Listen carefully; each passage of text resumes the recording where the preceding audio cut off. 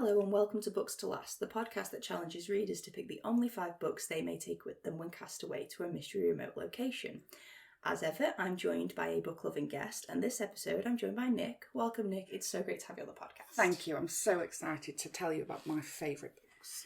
I cannot wait to hear all about your favourite books. For the benefit of any listeners who might not know who you are, why don't you tell us a little bit about you and books and reading? Okay, I am Nic, obviously. I am 41, nearly 42. I can't believe I'm saying that out loud. Basically, I love reading, and I've always loved reading. And I remember as a child reading The Babysitter's Club and just so many books that have brought me to where I am now, I think. Although I did have a lull for a little while, maybe in my 20s, there were way more exciting things that I could have been doing than reading.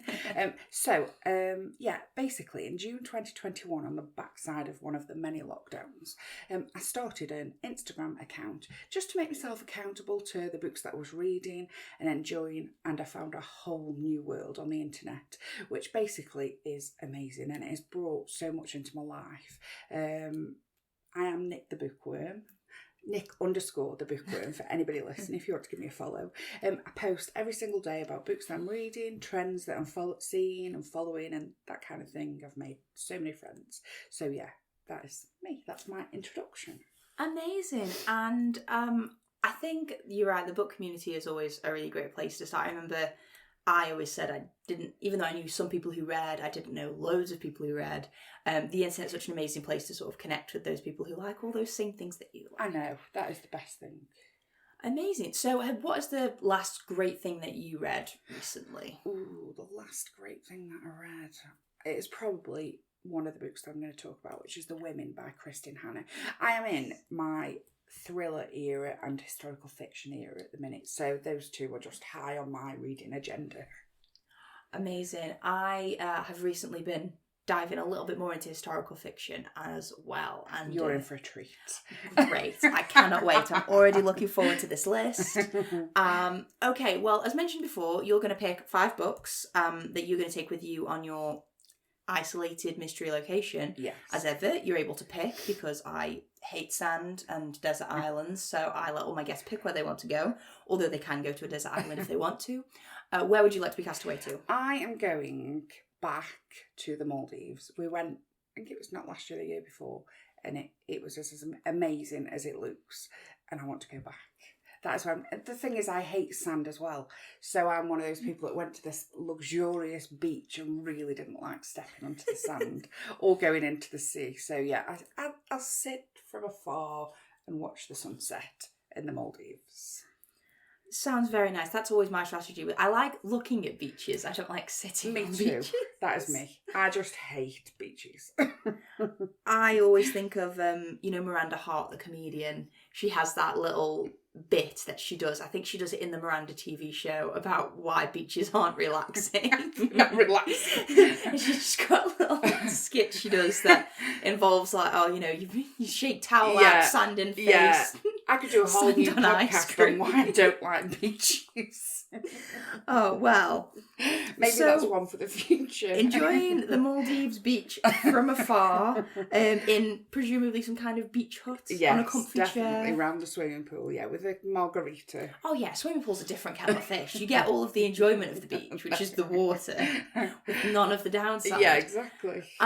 Okay, so we're going to the Maldives, in your own private island in the Maldives, apparently. Yes, to be all by yourself. Very luxurious, yeah. Yes, in a villa with its own pool, where you can see the beach from a distance, a safe distance. What is the first book you're going to take with you? I think you have already hinted at one. I have a pile, yes. And I'm going to save that one till the end, just to leave you hanging. My first book that I'm going to take with me is Go as a River by Shelley, Reid. It is historical fiction. It was released last year. It's been on multiple award. It's been in multiple award nominations, and it was I did my own awards last year for my Instagram. It was my debut book winner last year. It is absolutely incredible. It is interracial love. It's got survival. It's set in Colorado in 1948. The female character is absolutely amazing. It's just incredible, and I think you would love it. Oh, right. Can you give us... I can give you a little rundown. A summary of what it's about. I love the idea of doing your own awards. I know. It's a good idea. It's a really good idea No, doing your own true. awards for books. Yes. I don't read enough new books for me to do awards because I'm terrible at staying on top of things. But yes, Go as a River. So, Go as a River, it stars Victoria Nash. And the book really does have very, very few characters, which I like in a book. Too many characters is too complicated. She basically lives on the family farm, which is a peach farm. She lives with a dad and a brother because her mum's passed away. So she's lived a life really without any sort of female guidance kind of thing. She does a lot on the farm. And this one day she's walking into the town and she meets this dishevelled young character called Winston Moon. I think he's African, possibly. I may be wrong, memory. I have notes, but I can't remember. He's African. So at the time in 1948, the interracial love was a real no-no, obviously. And she falls in love with Winston Moon. And basically that one meeting with Winston changes her whole life forever. And it takes her on a journey away from her family and the only home that she's ever known towards heartbreak, loss, survival, and her own strength. Very nice. Yeah, it sounds like a really interesting one. I love the name Winston Moon. That's a great name. It's incredible. It's a great name. Yeah, I absolutely loved it. And to be fair, although he is a great character, he doesn't play a massive part in the book. And there is heartbreak around Winston, as well as her own heartbreak as she goes on this trek of survival. Okay then. And historical fiction, I always feel like the best historical fiction usually shines when it's obvious the author's done a lot of research and that sort of thing. Yes, she has. The research was incredible. And like I say, it was a debut novel, which it's just so lyrical. It's incredible. For a debut, it is amazing. It's always really exciting when a debut author really... exciting, but I imagine also terrifying for them when they really hit it out of the park with their first one. I remember when I read Stuart Turton's debut, The Seven Deaths of Evelyn Hardcastle. I remember just being like floored. I was like, oh my goodness. Yeah, and I read, in fact, this is another one. It was made into a Netflix series and I've got it on my shelf staring at me there. Lessons in Chemistry. That was another amazing, amazing debut. And I always think as a debut author, the pressure of something that's so hyped that you've then got to reciprocate in another or, in your whole life of writing. It must be incredible. Yeah, I think it psychs a lot of people out quite a bit as well because, I think that's the same probably anything. Authors, but we see it a lot with athletes who peak very early on in their career and that sort of thing. It's all, it's all a lot of pressure. It is. Something to be said for a mediocre start in life. Yeah, you've got to build up to your best and then, you're all right then, I think. But I think there is like a campaign or there's more like a movement around allowing people to not feel like they have to uphold perfection throughout. They're allowed to release a second book that's only okay. Yes. Because ultimately, I think if people let the pressure get to them, it means you end up losing out on a lot more stories than you gain, don't you? So, exactly. And I think a lot of the time with debuts, they are peaked, and there is a lot of hype around them from the publisher, who obviously feel very greatly about this debut, but then maybe if they don't get the same boost from the publisher for the next novel, I think it can spiral then, and Yeah, and you see the business case for that, because obviously it's a debut unknown author, they need the excitement to launch it, but also you don't want to over-egg it because you want people to... It's incredibly... I imagine it's difficult on all sides. So, but a great start to your list. Yes, it is a great start. So what is joining Go as a River on your list? The next book. This will hold a special place in my heart forever. And it is The House in the Cerulean Sea by T.J. Klune. Now, T.J. Klune does write a lot of sort of magical fantasy kind of books. This one is just so enchanting. It is about found family, queer love. It's heartwarming, and the best music to my ears came a few weeks ago when I found out there's a sequel. And he said there was never going to be a sequel, and it's coming out in September. Excellent. I'm very excited. I've heard so much about this book because it's got one of those covers that's really, really iconic. I have a special edition with a sprayed edge, and it is just... I'm not taking this one though because it's hardback. For listeners' benefit, Nic was showing me her hardback. It is a very nice copy with the sky pattern sprayed around onto the sprayed edges, which is really, really pretty. Yeah, it's one of those really gorgeous covers that I think stands out really well. It was very well designed, obviously. Yes. So, I mean, what is it about? Because it's also one of those books that I've heard so much about, as in I've heard people love it, but it's one where no one ever explains what it's about. Are you ready for the explanation? Basically, I am not a fantasy reader, and I would say this is more kind of mild fantasy. It's more like magical fantasy for me, I would say. Basically, the main character is Linus Baker. He's 40. He lives a quiet life with his cat and his records in a tiny, tiny little house, and he's happy with his lot. He is happy, and he works for the department in charge of magical youth. So basically, he goes out and sees people with magical powers, and basically he is given a highly classified assignment that he's got to go to an orphanage, and the person in charge, the carer of the orphanage, is Arthur Parsons. And basically, Arthur is in charge of 6 children who've all got magical powers. One of them is the Antichrist. These children are just so... casually the Antichrist. These children are just written so spectacularly that you just can't help but love them and fall in love with Linus, and then his relationship with Arthur. It's just amazing. Is Linus safe to go to the house? It's just incredible. Amazing. I like the sort of I've always liked the prospect of, I don't know, like, you know, it's kind of sounds like magic school, though not quite. It is Harry Potter-y-esque. Yeah. The children are all, you know, they've got these crazy magical powers that the people who live in the local... A bit more X-Men. Village don't really like them there. Are they under control? What are they going to do to them? It's just incredible. Oh, it's sort of ringing, is it Miss Peregrine's Home? Yes. Peculiar Children. Yeah, and not that I've read it, I just know what it's about, and that's sort of, it gives me that kind of vibe. Yes. Well, that sounds like a really fun, and like say a fantasy pick, which you wouldn't usually pick fantasy. How come you're not a fantasy fan, do you think? I just don't do wizards. No. and I mean, there's wool, and I just find it hard to imagine, and I think as well with the other world building, I find it hard to imagine, you know, the worlds and the names. The names is one thing. They all have crazy names that you can't remember. No, not for me. See, it's quite funny. I always find it interesting to find out, because I know, obviously, I mean, I say I'm not a huge thriller reader, but like I'm a massive fantasy reader myself, and then a lot of people, when they don't, I'm always interested to see what it is, just because for me, I like the fact that it's not very close to any world that I can imagine. And I like the really long names that I don't need to learn how to pronounce. I just need to remember what they look like. And I think as well, it's, especially with fantasy, not that I'm a fantasy reader, for me, I think people would enjoy it because it is pure escapism. Yeah. It is not real world, is it? Yeah. And I think that is the draw for people. Yeah, I mean, that sounds all good things, and it's always nice that... basically a genre isn't completely cut off from all like if you don't like that genre, there's always probably a book in that genre that you could maybe get on board with. Like I'm sure there's like in genres that I don't really read, like horror and stuff like that, I'm sure there's a book that I would enjoy in there if I went and looked. Yeah, I think so as well. So always really good.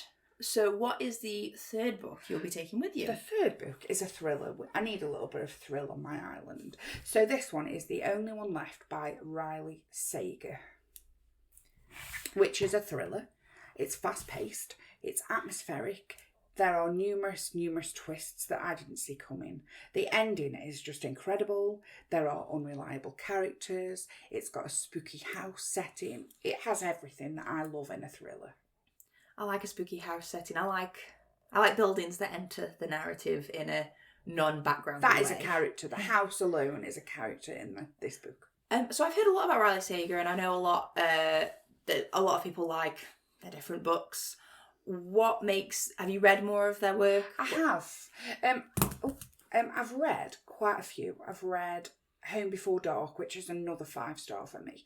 And then I've read The House Across the Lake, which... for me is ridiculous. And I think his work is you either love the book, or you hate it. There are a lot of in between for me. And I started a book, I can't remember which one it was of his, whilst I was on holiday. I couldn't get into it. So I think it's one of those. Oh, okay, but this one incredible. This one ticks all of the boxes in the thriller category. Yes.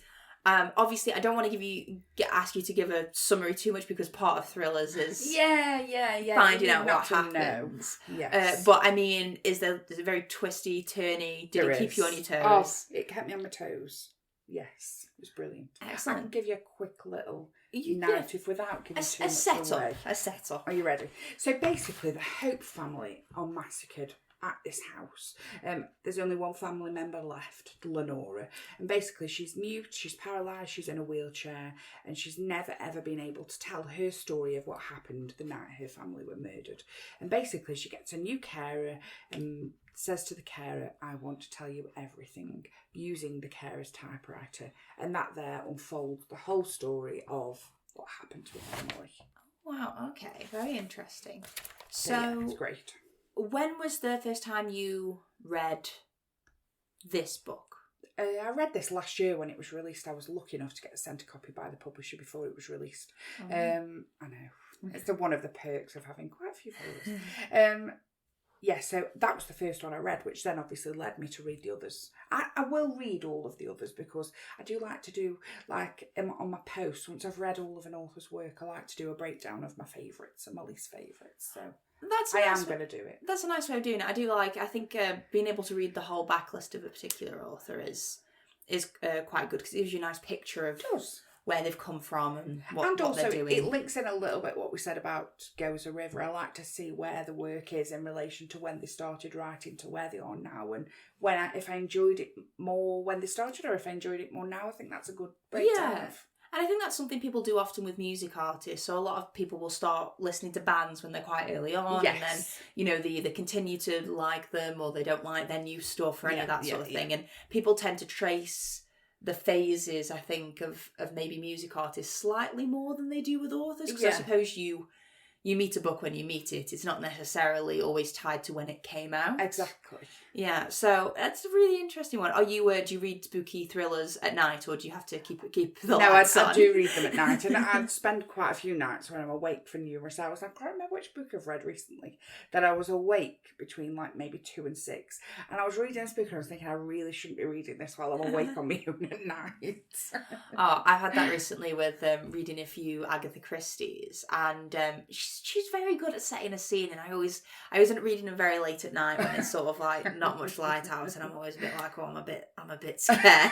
Exactly. I'm a big baby. And me. Luckily, my husband sleeps closest to the window, so I'm all right. Not too bad then.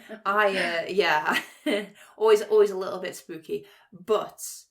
So you've got a thriller, historical fiction, and fantasy. We're doing well here. I thought I'd bring a selection. So much range. What is the fourth book? Okay, so fans of this author will be no surprise. There will be no surprise to know that I'm bringing The 7 Husbands of Evelyn Hugo by Taylor Jenkins Reid. It needs no introduction. It probably doesn't know. In fact, I can tell you, I looked earlier, and there are 2.8 million reviews of this book on Goodreads. Yes. Now, none of them is mine, because I've still not read this one. I've read other Taylor Jenkins Reid, but I've not got round to this one, although I did recommend it to someone the other day. Because I feel like I get such a feel for what certain books are about, and I tend to trust people's recommendations. Yes. So when someone I know and trust their opinion tells me something's good, I kind of take it at face value, because I do feel like that, it is.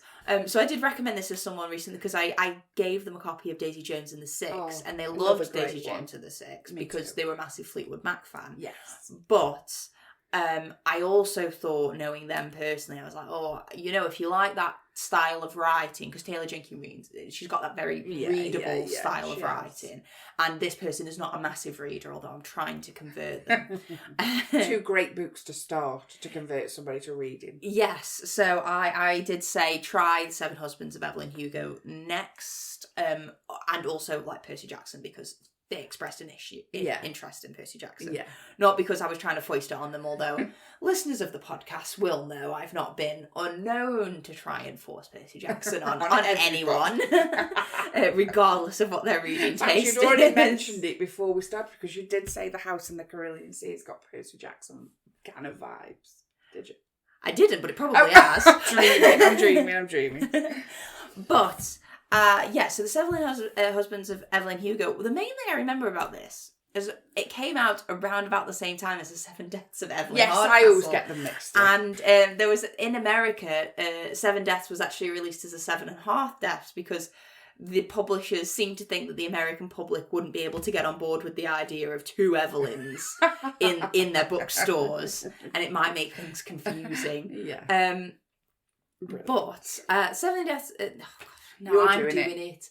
The Seven Husbands of Evelyn Hugo. Why do you love this? I mean, I assume you've read more of I have. Taylor's I've read work. all of Taylor's books. In fact, I actually went to an event with her in Liverpool last year, which was amazing to see her in person, because she is one of my absolute favourite authors. For me, I love this book because it is old Hollywood glamour. You almost feel like you're on an addictive journey with Evelyn through the story, where she's telling a journalist about her life, and it's just so nice to follow from when she was born, follow the story until now, where we are now, and I'm sure she's in her 80s, and I just loved it. It's addictive, it's binge worthy, it is an amazing beach read. Yeah, I've definitely heard that, and about the sort of old Hollywood glamour, and I'd like the style of it speaking to a journalist. I think that's something I've read 2 Taylor Jenkins Reid books, and the Day You See James and the Sixth one, obviously written in the style of documentary. Amazing, yeah. Which was very, very good and very effective for what the story she was trying to tell. And then the other one was Maybe in Another Life, which was done in a more prose style. Yes. And I didn't enjoy it as much, because I think Taylor Jenkins Reid does a really good job of, I'm going to pronounce the word wrong, epistolary word. Nice. Anything that, well, I think letters, journal entries, journalists. And in fact, in Seven Husbands of Evelyn Hugo, there are newspaper articles. Yeah. And for me, that is a great addition to a story. Yeah, and I know Seven Husbands also does a little bit of work about, the public face of celebrity life versus what actually goes on. Yes, it does actually. Which is a fascinating concept, considering this day and age. It is, because I often say to my husband, there's a lot about Taylor Swift and Travis Kelce at the minute, and are they even in a relationship? And I love that thought that there's people in Hollywood, and I think it's such a shame that they've got to be married to somebody for a public face, and they were in a relationship, or they're not heterosexual. Yeah. I find it intriguing. Yeah, which is part of what I think it's one of those. It's intriguing, but finding like the healthy boundaries, I suppose, is because I have this conversation with my husband all the time, where it's very much like he genuinely could not care about anybody who he doesn't know. So for him personally, it's like anything to do with like gossip or things like if a little bit of drama kicks off in like one of the bands that he's really a big fan of, he like wants to find out, but he also isn't intrusive in the way he tries to find out. He's not, if the information isn't readily available, it's one of those, it's like, oh well, I guess we'll a deep dive. Yeah, no, it's like, well, I guess we'll never know. If they haven't told a registered source, it's like, oh well, it is what it is, isn't it? I love that. And he likes watching sort of documentaries, but I'm very much like, I sometimes even don't go that step, because for me personally, I'm just kind of like, I try and think about what if I was in their shoes and how I would feel. And I don't know, I'm not a super private person. I generally prescribe to, if you ask a personal question, you should expect a personal answer. I love that. Because it's just easier. But I do sometimes think, I'm just like, oh, it's just one of those things. Sometimes people forget that celebrities are just people. Yeah, I think exactly. that the royal family has that quite a lot, when they had the whole discussion about Harry and Will possibly having a fight. I was like, they're brothers. I know. Of course they've had a fight. Yeah, of course. Of course one of them's been hit over the head in a bowl. These journalists making commentary on this have clearly not got brothers, because that's just what happens. Yeah, it is. It is. Even as adults, I would say it's probably not the most mature thing to do as an adult, but I've definitely observed adult siblings having Fist fights. Physical altercations. Yes, me too. Maybe more in jest than this one was described to be, but it was one of those, it's like I didn't find it massively surprising. No. And then also it was one of those, whenever there's like discussions about, you know, what the in-laws think, I'm like, well, you know, they're in-laws. Yes. It's what I mean. That's obviously not a commentary on my own in-laws, but I know other people that aren't as lucky as me have different relationships with their in-laws. Relationships are very intriguing. Yes. So it was one of those. I was kind of like, I don't necessarily find it as interesting as other people do, but I don't begrudge people their interest. But I know Seven Husbands of Evelyn Hugo does a lot of work in that area, and Taylor Jenkins Reid is one of those authors. She's just full of stories. She is. And they all seem different to each other. They are. Carrie Soto is another great book. Although I hate the title. I do hate the title. Carrie Soto is back. Back from where? Well, she is back from somewhere, actually. Because she had... I'm going off and telling you about another bit now. Okay. She had a really... She peaked in her tennis career, retired. And then basically there's somebody up and coming ready to take the title of best tennis player off her or whatever it was. I can't remember. But she writes such compulsive reads for me. Yeah. Incredible. I'm intrigued by the Carrie Soto. I'll try again. I'm intrigued by the Carrie Soto story a little bit because I think it was released not long after Emma Raducanu had her sort of big moment at the US Open. And I find even though I'm not an athlete and I can't do sport and I've got no talent in that area, I find athletes incredibly interesting in that regard, and to do with the whole story of, you know, how, you know, where they peak and whether they should make a comeback. And this is very out of the left field, but my son's really into Cars. Oh, yeah. And the Cars, the Cars franchise, the 3 Cars movies, is... It actually, in a really weird way, for kids' films, really does deal a lot with the ideas of legacy and the kind of sportsmanship, because, you know, the first one follows... God, I can't believe... I'm not going to go into details about the plot of Cars. I could, because my husband and I have had quite in-depth conversations about the subtle messages within Cars, because we've seen it that many times. If anyone wants an episode where I specifically talk about the narration in Cars, feel free to ask for it. But... it does deal with a lot of that, and the third one in particular was very emotional because of the idea of when you come to the end of your career and how you're supposed to pass that on. So yeah, Carrie Soto does interest me. Seven Husbands. Sevelin. I'm going to call it Sevelin. Sevelin also interests me. It does. And yeah, all that sort of thing. Malibu Rising is one that I own and plan to read. Great read. Do you know what she does as well? Which I really love. And she does it in this. There's a character in this book called Mick Reaver, and he pops up in Malibu Rising. And I love that in a book where you get an author that sort of weaves this web of kind of character, and they pop up in various different books. I find that very comforting. I like that in Ali Hazelwood's books, how the books aren't really set as a sequel. They're not together, but they feature some of the same characters. Yes. It makes it feel like it's part of... Like, maybe that author's got this world in their mind. And it makes it feel, I suppose, a little bit less haphazard. Although, I suppose it doesn't... They don't need to link, I think. But it's nice when they do. It's a good nod to the fans. It is. Okay, so that means we're on your 5th and final book. Yes. I've saved what I think is maybe the best till last. Now, this is a little bit of a pre-release. I was sent this by a publisher. Very excited. And it's not out until February. And it is The Women by Kristin Hannah. And it is historical fiction. Okay, so The Women, quite an innocuous title, and I can't see the cover. So, what's The Women about? I did that on purpose. It's set in around the 1960s to 65. There are... I'm losing my turn. I've got notes, but I'm basically okay, don't worry about it. It's about Frankie, and she lives in Colorado. She lives a sheltered life in a very small community with her conservative parents. Her brother steps up to join the war effort for America in Vietnam, and she thinks, well, if he's doing it, why can't I, kind of thing. And her father, he's got this big thing about heroes, and he's got photographs in his study wall of family members who are all men who've been out to war. And he, you know, this wall is his pride and joy. So there's a photo up there of her brother, and she's like, I want to be on the family wall. But because she's female, and obviously at the time she's not allowed to be on the wall, so she decides to join up as an army nurse. And she is shipped off to Vietnam, where she is greener than green. She's so naive. She is so overwhelmed by the chaos of the war.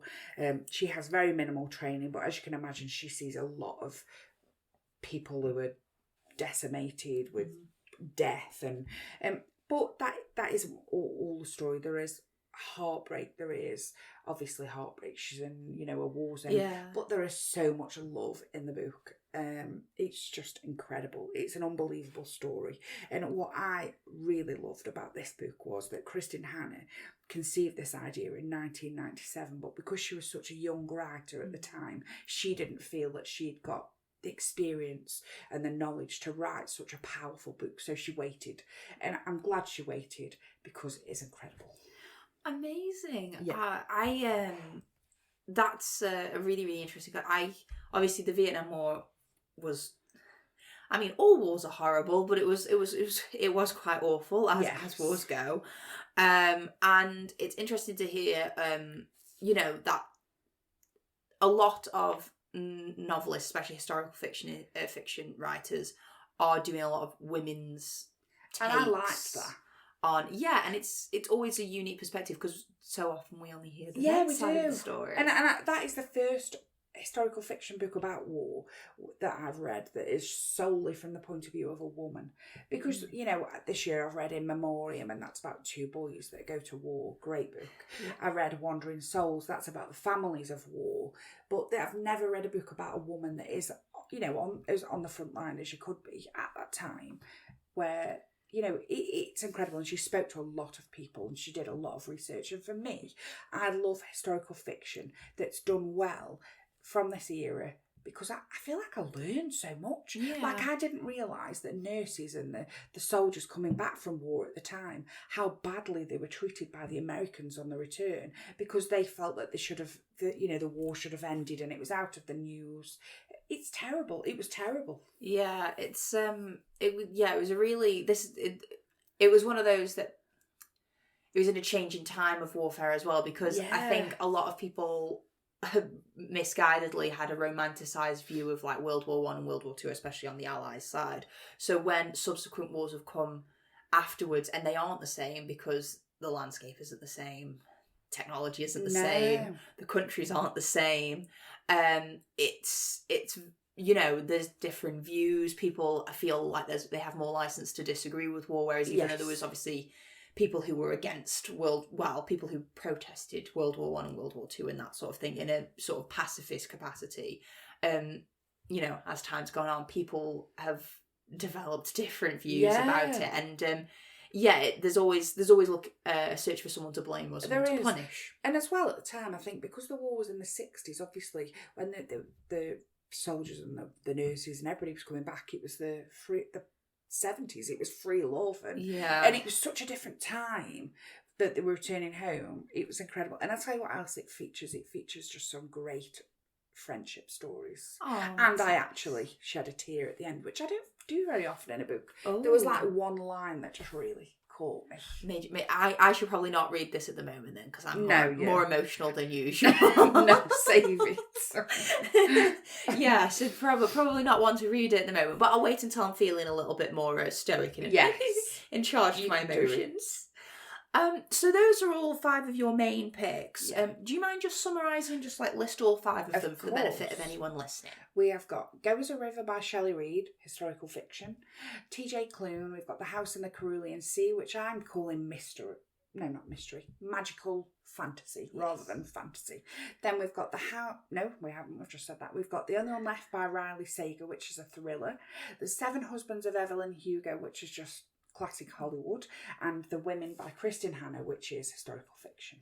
And out this February, so a bit of a sneak preview exclusive for people listening. So if you haven't pre-ordered it or it's out, go and look for it and get yourself a copy.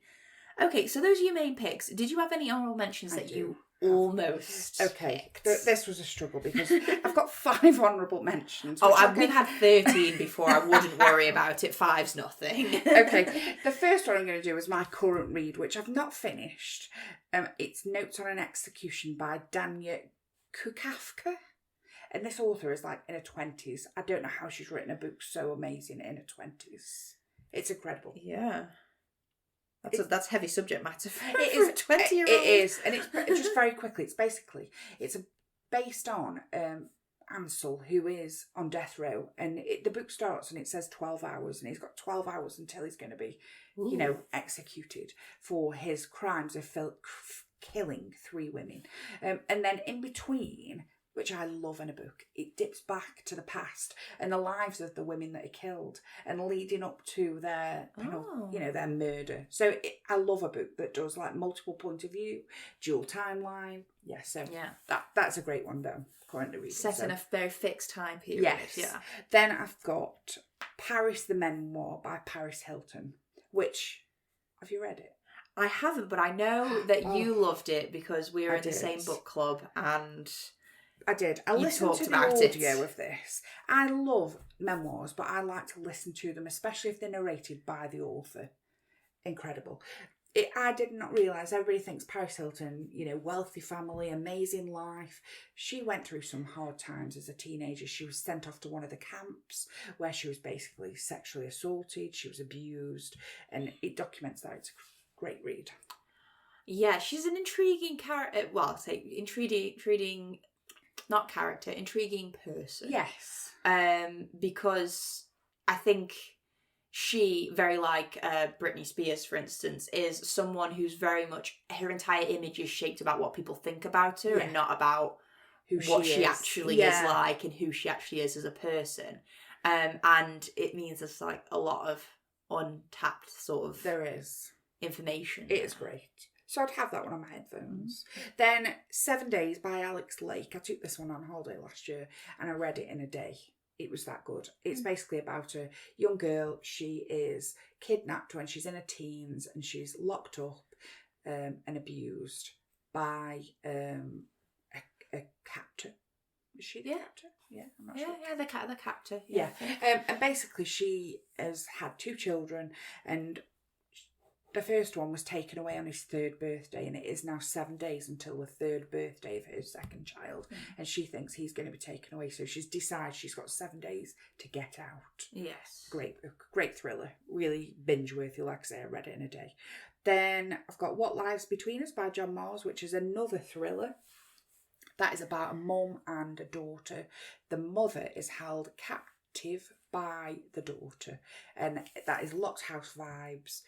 Just great thriller, binge-worthy, great easy read. And then finally, Strange Sally Diamond by Liz Nugent, which the cover for this says nothing to me. I would not have picked the book up for the cover. I picked it up because I was recommended by a friend who I know would recommend me a good book. And it was great. It's about the character Sally, who... she's got a lot of issues and it's basically about her life after she decides to, her father passes away and she decides to basically set him on fire, his body on fire. Okay. That was his wish. All right, but not in the traditional cremation sense, she just decided, herself. she decided to cremate him herself. And that then sits on a coffin. Or the sandwiches afterwards. Yeah, she decided to do it herself. She's got issues. And it tells the story of that there afterwards and the friendships that she makes and the issues that she's got personally. Yeah. Great. They're my 5. Well, those are very interesting. Some great thriller reads for anybody who wanted to top up their recommendations. And that one, I love that when you read a book and it's a book that you never would have picked up ordinarily, but someone either put it into your hands or recommended it or you just happened across it and there was nothing else to read. Yeah. I will say and it really gets you. A lot of the books I own are recommendations because I love a good recommendation. Yeah, I mean, I like recommendations, but I'm that terrible person who gets given a recommendation, buys the book immediately, and then doesn't read it for 5 years. Yeah, I tell you, a problem I have is behind you, obviously, my shelves of dreams, gorgeous bookshelves, which are rainbow themed. a lot of the time I'll put a book up and then I'll be like, oh, I fancy reading that, because I don't know the colour of the spine. I can never flipping find it, which is a problem. Yeah, that's one of the things I've always liked the idea of rainbow shelves. Yeah, they are a problem. But I tend to arrange all of my books like I'm in a library or a bookstore, so I go like by genre and then by surname, because that is how my OCD brain would like to do it. But I like the look of it. It then brings up other problems because sometimes, the books aren't the right height or the same height as each other, or they don't fit onto the particular shelf that you want to use, and it then causes other issues. So, you've got to pick your battles, I think, sometimes. And that is mine. Yes, but thank you so much for sharing your list. It's a really interesting, it's a great list for people to get started in all sorts of different areas. Yes. If people wanted to get more book recommendations off you and hear more about your opinions of books, where could they find you? They could find me on all good social media, basically all of them.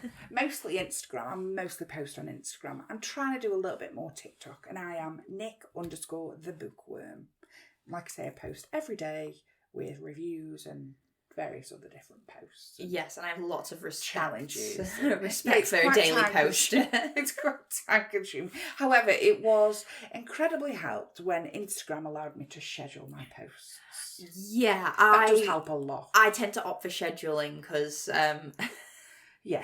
But anybody who follows the podcast's Instagram, which you can follow at BooksToLastPod, will know I am not a consistent poster, but I do try. Yeah. I try my very, very hard. It is a challenge. And the photographs, it does take time. But I do enjoy it, and it is a hobby. So, that is my hobby. Yes. Reading and posting. Well, it's very nice. And photography is also a nice creative outlet as well. I think so.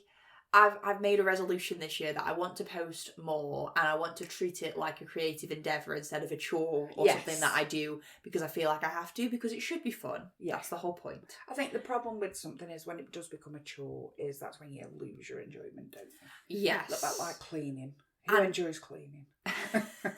Honestly, you'd be surprised. I know some people who really like... I like organising and tidying. Yes. Cleaning, not so much. Cleaning involves me getting my hands wet. Exactly. Which is a thing I don't massively love. Which is very, very strange, but I'm not going to go into it.